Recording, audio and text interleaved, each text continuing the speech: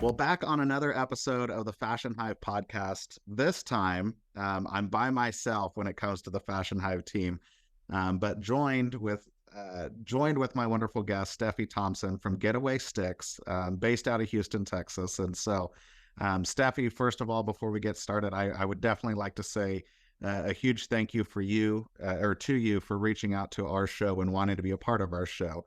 Having a fashion podcast is obviously something that several of us as a team have felt that it is important to highlight everything that is available in the fashion industry. So it means a lot that you saw us and wanted to be part of our show. Well, thank you, Santos. I'm delighted to be here and so happy to chat with you and have our listeners enjoy our conversation. Tell us a little bit about yourself and like I said, when I was doing some research, I found that you were on Nova and PBS. And so walk us through a little bit about that and a little bit about your past life. Yes, that's some vintage jigging up. So I was on a Nova program called The Secret Life of Scientists because I was a scientist. I still consider myself a scientist, but I was a professional scientist for many years, and I was in neuroscience, specifically working on brain cognition issues. And my particular thesis was all about synesthesia, which is a perceptual condition where people associate um, automatic like sequences, like overlearned sequences, like Monday, Tuesday, Wednesday, Thursday, um, months of the year, alphabets, etc., with colors or smells or sounds. It's a percept that is weirdly bound together. It's very consistent over time. Anyway, I happen to have synesthesia, and so I was profiled by it because I also have it and researched it. And that was part of my former life as a scientist, just digging into kind of how does the brain work? What do we think about? How do we interact with our daily lives? And how does the brain process all of these very complex signals that we receive every day? And throughout my trajectory as a scientist, as I elevated myself through progressing, I had to dress more and more professionally in a male-dominated field to be taken seriously at meetings and anything else. And that's very common for women in any male-dominated field. And the sort of downside of that is that I found myself limited by my wardrobe and, more importantly, by my shoes, because I couldn't just on a whim decide to go to a seminar or a workshop if I hadn't planned for it with my footwear. And I was quite literally held back by what I was wearing on my feet. And I could be wearing a beautiful pair of shoes. And we're not talking like Louboutins, like no one's clacking around, a medical center in, 4-inch stilettos, but even just basic heels that women wear for a professional setting they were really preventing me from getting to all the places I wanted to get. I mean, if you can imagine putting on a pair of heels and walking 10,000 steps a day on concrete or tile, it's untenable. It's absolutely untenable. And I recognized immediately, like, how have we been doing this for like, this is crazy. Almost torture. I mean, I don't know, but I mean, that's what it sounds like. It is. I really think it is. And it's such a double standard. And there are so many things that I think women put up with just to be in the game, right? Like just to be on the field, just to be in the room. We do a lot of things that, men would never have even considered, right? And that's a whole nother conversation. But Sure. I see heels and footwear as an equity issue, like an inequity, that men can come into a professional job as a professional scientist and they can either wear formal shoes, which by the way have laces and like foam and padding and whatever, and they get to wear socks, or they could also just wear sneakers and they're considered equally as valid. Right. That's not the case for women. in many circles, legal circles, political circles, real estate. I mean, there's so many fields where it's still not okay for women to just show up wearing sneakers. You're looked down upon. It seems like you're not taking it seriously. You're not smart about it, et cetera, et cetera. And so we wear heels, and the heels limit what we can do because they kill us at the end of the day. And I thought, okay, so fine. So what's going on with these heels? Like, why has nobody made any strides in this? Because we all know women know for sure that heel companies spend at least half of their marketing budget, bare minimum, on convincing women that these heels are comfortable. And yet I had bought many heels, probably hundreds of heels over my life as a woman, and none of them were like, oh, that's the one. Like, I get it. It was all just like, oh, well, this one is comfortable for this reason, and this one is comfortable for that reason. But none of them were like really.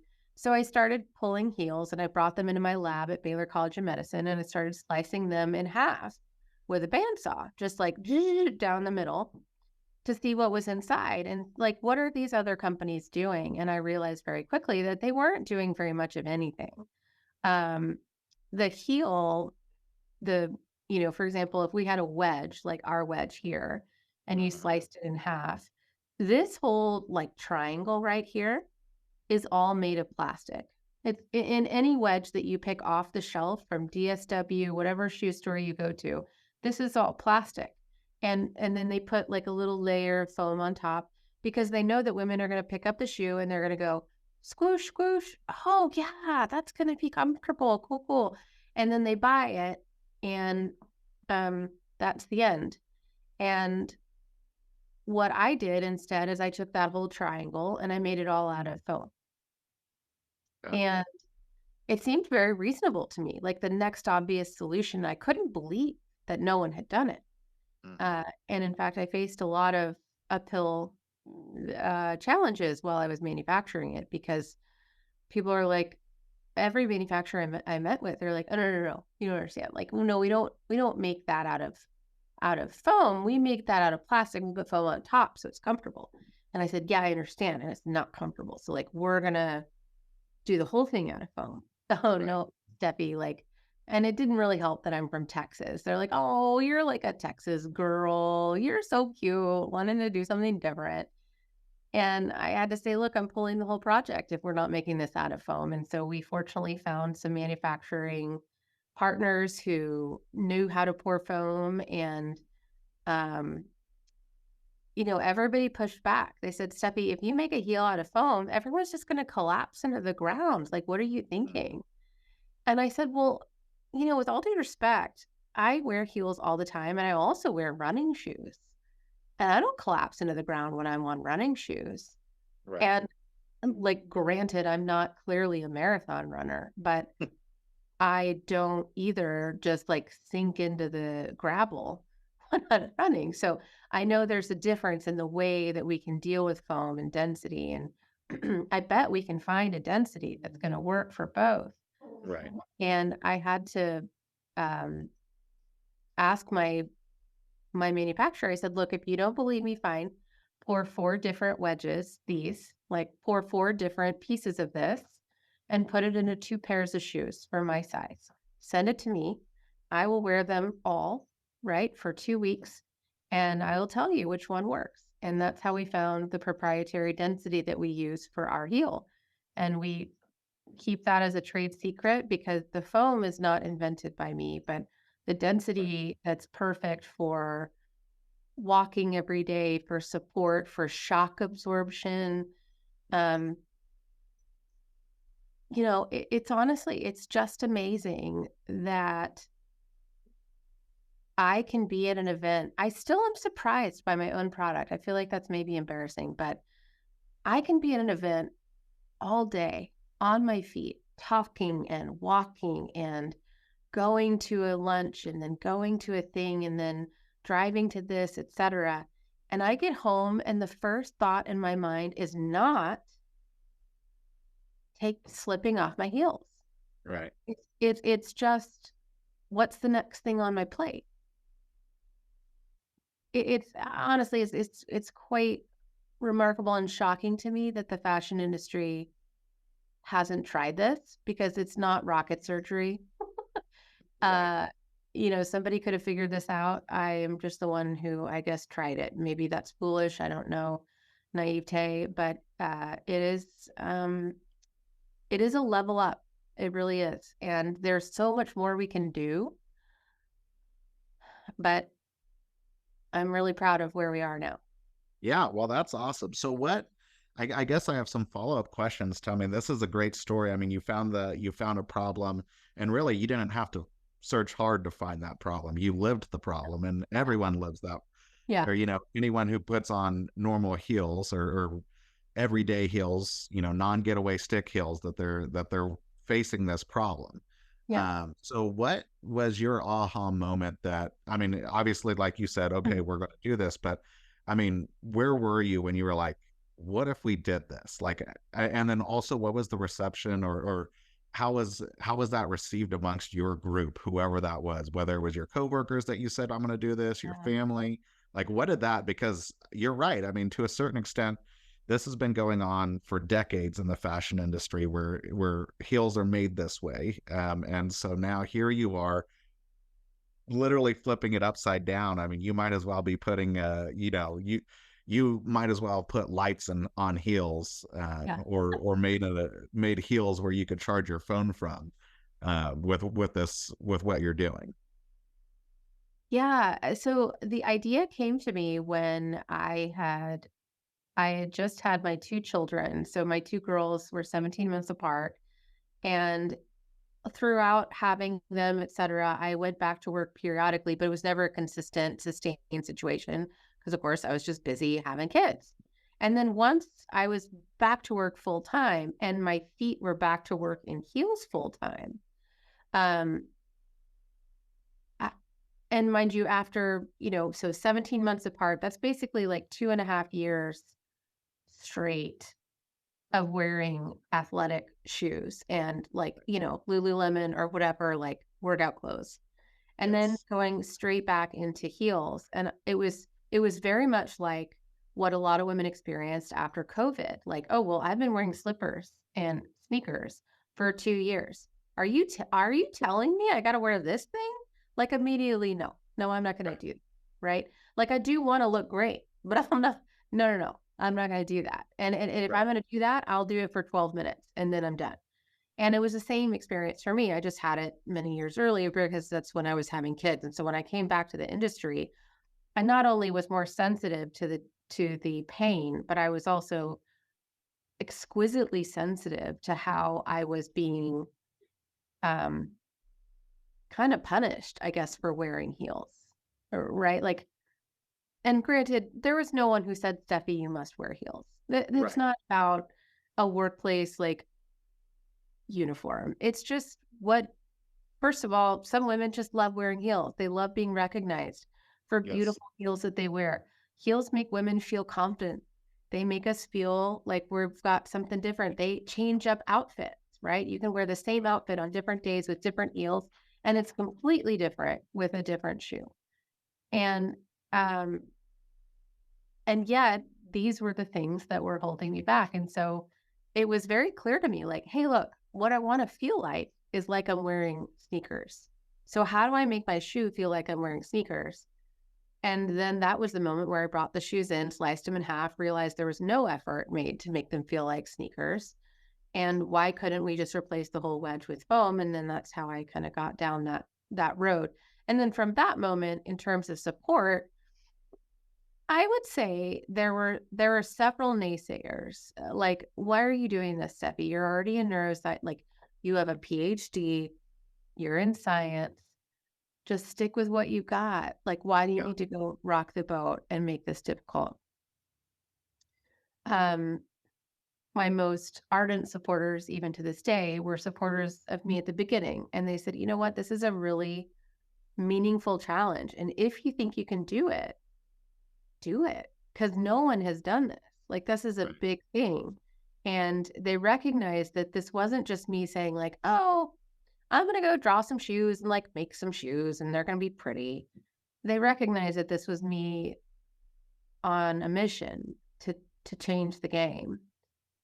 And that was really, I still remember those people to this day, and I appreciate them because it was a big leap. And even though I didn't just like quit my job and do this, I started Getaway Sticks as a kind of a side hustle while I was designing, and the process of design. I mean, it takes a long time and a lot of samples back and forth and edits, et cetera. And so it wasn't until maybe 2 years after I started designing that I finally resigned from my position in science and full-time dedicated myself to our company after we had sales and we were kind of launched.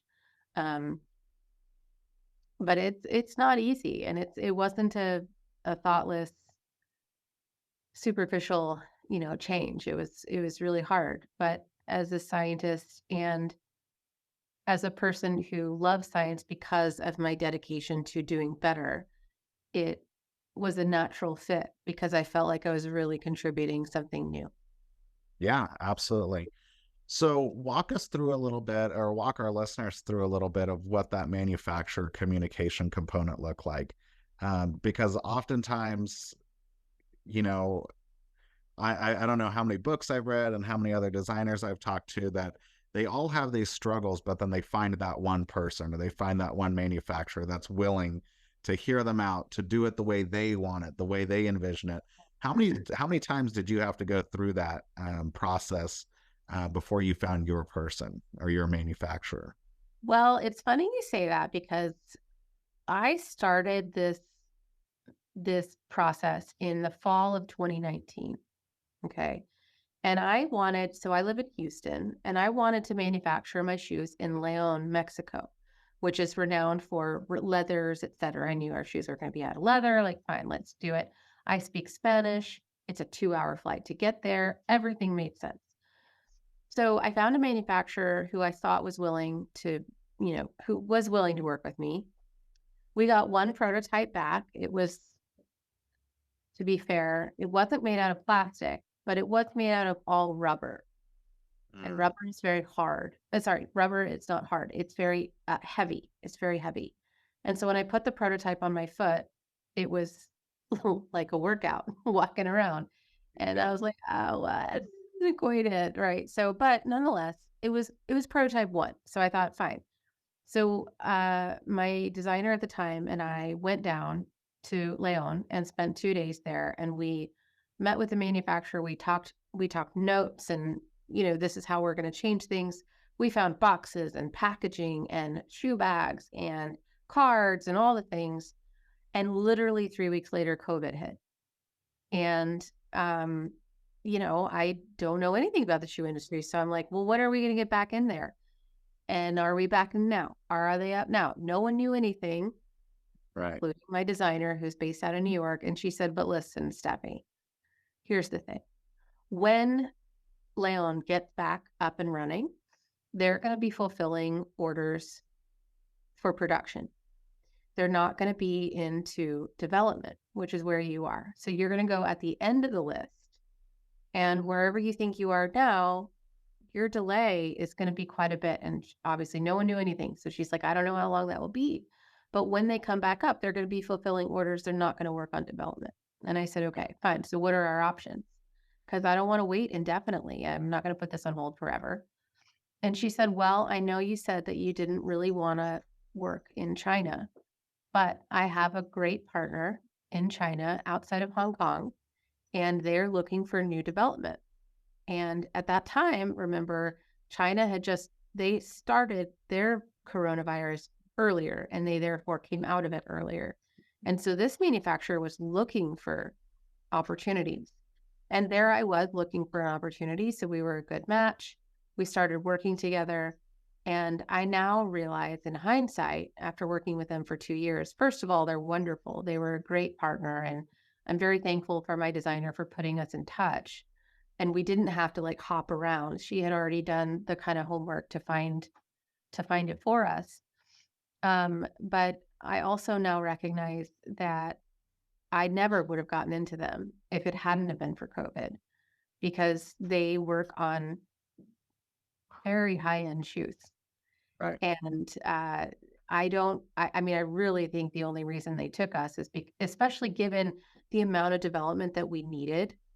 I think the only reason they took us is because they just were desperate for clients. But in hindsight, they are so delighted at our success. And it's funny because they're like, we honestly never thought this was going to work, but we're so glad it did.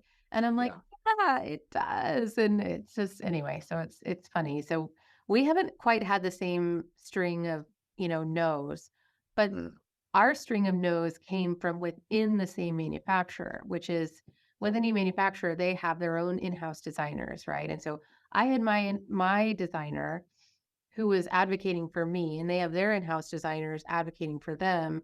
And there was always this like a little bit of a battle of both my designer and their designers didn't really understand what I was asking for because it was so out of the blue.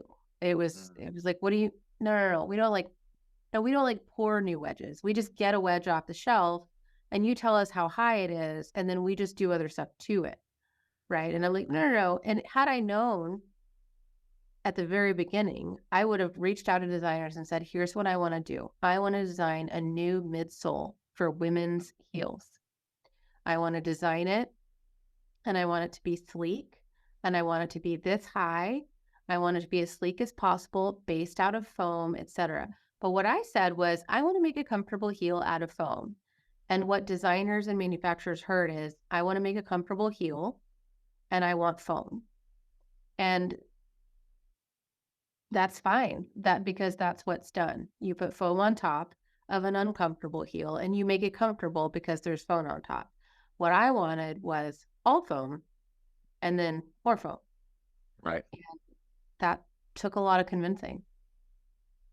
So you had also talked about how once you got through that process, you had asked them for 2 pairs, or if I understood correctly, 2 pairs of shoes. Yeah. 1, do you still have those pairs? But then 2, also, what were the conclusions that came out of those prototypes that you received from them?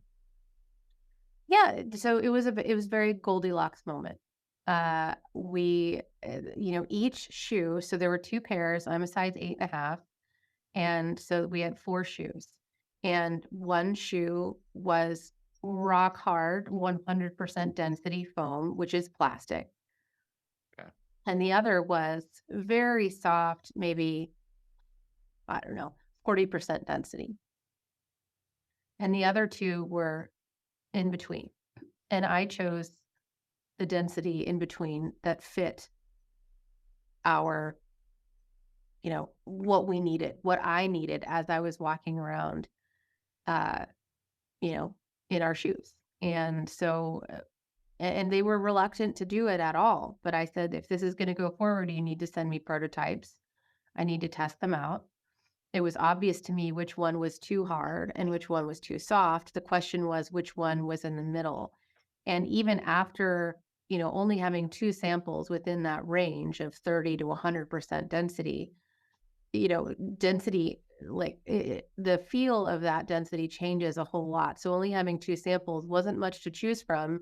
I then asked for more samples and we did more testing on a narrower range of densities to really get to what would be the right feel for us and also would hold up to the outlayer or the exterior layer of suede, because we were wrapping these heels, like our heel is, this isn't dyed foam, this is wrapped in suede. And so if you can imagine, when you compress this, if it compresses too much, the suede will wrinkle and it's not going to look great, right?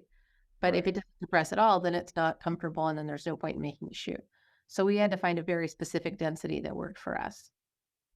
Love that.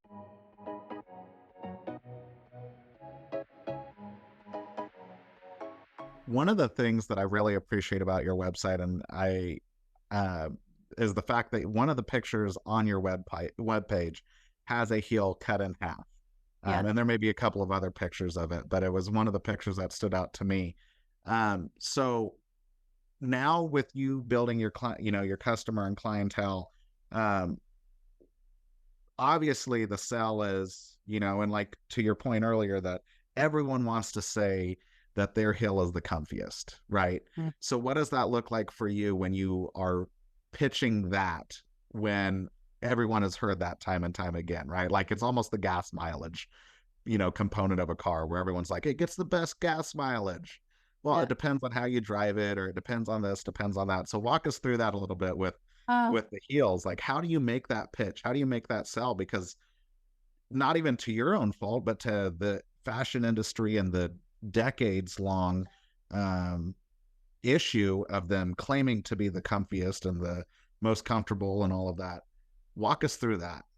yeah, Santos, that's an awesome question. I mean, that has been our biggest uphill battle. And I totally get it because I literally sign up for other companies' emails just to hear what they're pitching.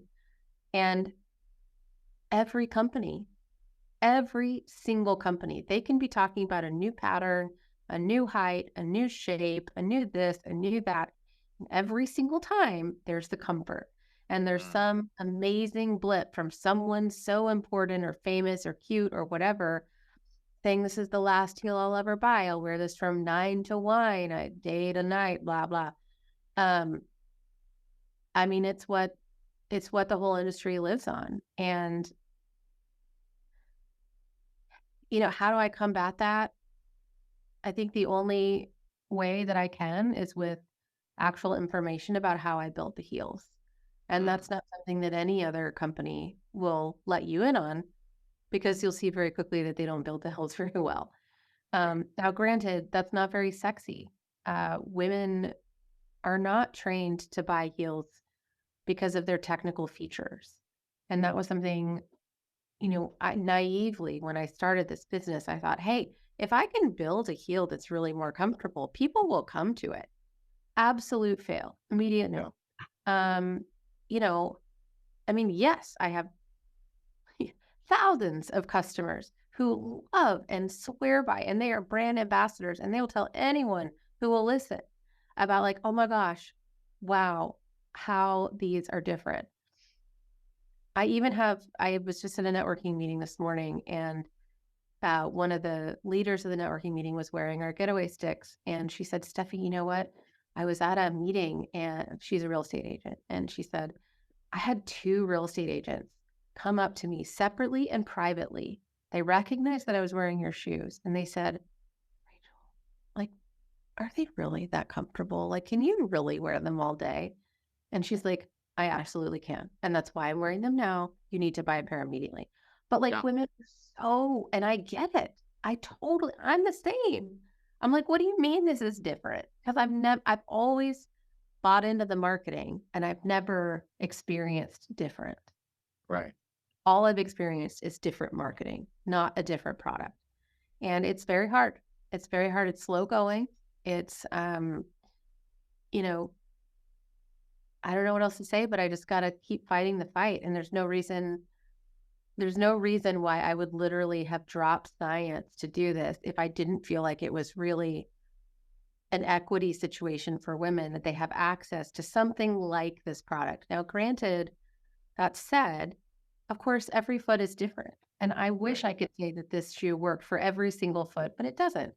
We all have different foot anatomy, bunions, et cetera, situations. And there are a lot of reasons why this won't work for women who have very complicated feet, surgeries, et cetera, pins, needles, et cetera. But for the vast majority of women who are working, why would you not? I mean, why would you not protect your ankles, your knees, your hips, your back? Like this shoe literally is a sneaker. It absorbs the shock of a hard floor all day long. And at the end of the day, it's not just that your feet don't hurt. It's that your body doesn't hurt.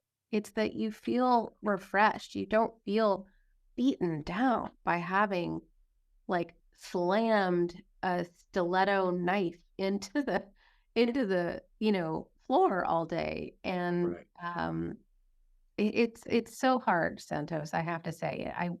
I want this to be out there so much. I want every woman to benefit from something like this. I wish that the women who don't fit into the shoe, I could just take a 3D scan of their foot and then just 3D print them the shoe. I wish I could do that. Right. And maybe someday I will. But at this point, I'm trying to get the message out there that we deserve better. And this is one option. It's not the only option, you know, but it is the only option that involves a beautiful heel that really helps us. Well, and I appreciate you and your brand. I mean, just from the time that I've known, when you reached out and following you and getting acquainted with your brand, that you're not cocky about it either, and that helps. I mean, oftentimes people, well, you just got to try it. Like it's the best thing out there. You'll figure it out or you won't. And like, that's almost to a point where it's harsh too, where it's like, I mean, I want to give you a shot, but you're also like almost shoving it in my face. And so I can appreciate that about you and your brand, that like you said, it is, you want everyone to feel that. And to a certain point, you definitely may get there, but also at the same point, like to your real estate friends point, like you just have to, at some point, you just have to try it for yourself. And that's really where it is. One of the other things that I really appreciate about you, and it's here I am using all of these different analogies, but even going into like the protein side of things, where like they won't tell you, has it been cooked at this level, or has it, everything that's in there, or, hidden in the details, like you lay it all out there. Like, here are my design features. Here's what my shoe is compiled of. So walk us through some of those features and what is different. I mean, obviously the foam side of it is the major component, the foam wedge. But then you also talked about one of the things that I've noticed is the emphasis on like the ankle strap, and talking about how that helps with security. So walk us through a little bit more of those other smaller components of the designs of your heels. Yeah, thank you. I appreciate the opportunity to walk through some of the features that I have thoughtfully kind of put into the shoe based on my own experience as a consumer. So I have here, this is one of our wedges right now. This is our wild wedge, and this is one of our new biodiversity releases. So this pattern is from an image of a toucan's beak. And we printed this on a cotton satin muslin, and 5% of proceeds for this shoe will go to a toucan rescue organization that we've selected. So, That's awesome. yeah, I as a native biologist myself, biology patterns are just beautiful, and it's really hard to design over that, So we do have basic colors, of course, but I'm really excited about this one. In terms of features, so we have, this wedge is all foam. So 100%, you get 50 millimeters of straight vertical foam. So when you strike your heel, you're getting this amount of shock absorption, where normally you would get just whatever you can press your finger into of shock absorption. And, an average woman, if you weigh 100 pounds, sorry, no, it's not average. Let's say a woman weighs 100 pounds, you could exert between 300 and 400 pounds of force on the heel strike, depending on how fast you're walking, et cetera. So you can imagine extrapolating that. It's a lot of force, and we need this amount of cushion there. We designed it with an ankle strap because it allows the shoe to stay on it keeps the shoe on your foot, and it doesn't require you to, if you imagine, putting your toes in here, and you have to kind of scrunch your toes to keep a shoe on. Women do that all the time.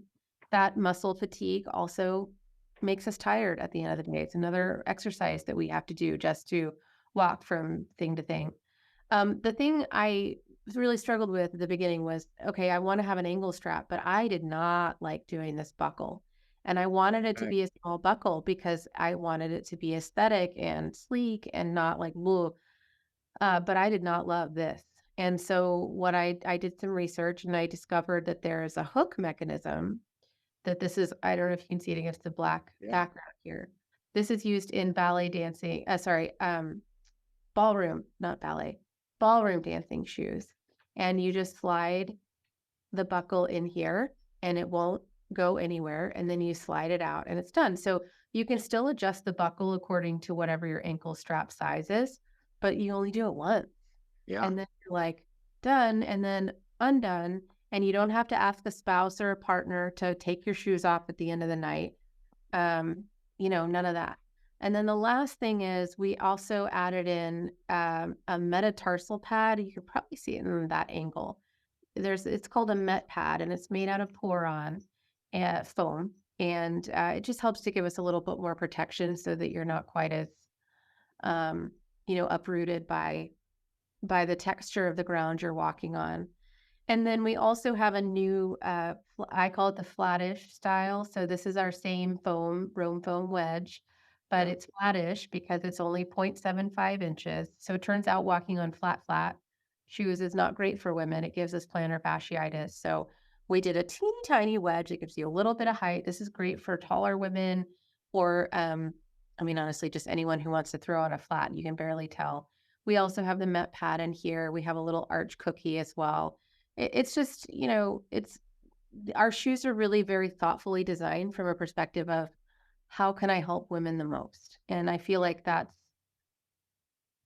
the perspective that I'm missing the most from the footwear industry, and the place where I feel most betrayed is that no one's looking out for me or my health of my feet or my joints or my mental health. Like they're not, maybe that's not a surprise in the world, right? Like who's looking out for me more than me? But, Right. The footwear industry is just looking to make money off of me. They want to sell a shoe that's going to be pretty, that's going to move off the shelf quickly. And they don't care whether I keep it for 1 day or 1 year or a decade. It makes no difference to them. Everything is moving it on the shelf and off the shelf. And fun fact, a lot of the people who decide whether a shoe gets into production are the finance people at footwear companies. And the finance people are, guess what, dominated by men who never wear any of these shoes. So even though you might have designers who are women, although the vast majority of footwear designers for women's heels are men, even if you have women in there, they're not the decision makers. They are part of the team. And the people in finance say, okay, these are going to production, those are going to production, those are going to production. And you get this amount of time to sell.